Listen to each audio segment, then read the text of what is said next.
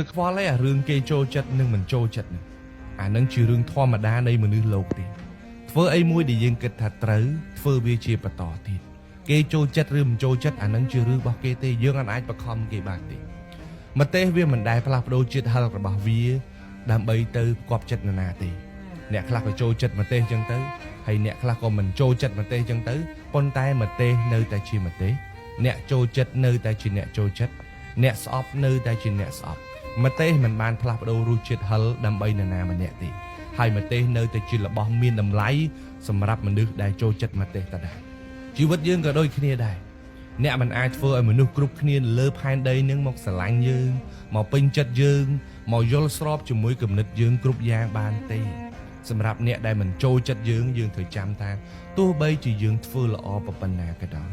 មានសមត្ថភាពល្អកម្រិតណាក៏ដោយក៏គេនៅតែរកចំណុចទាស់រកនៅចំណុចដែលទើសយើងតតែបានហើយយើងត្រូវចាំថាអ្វីដែលគេមិនចូលចិត្តយើង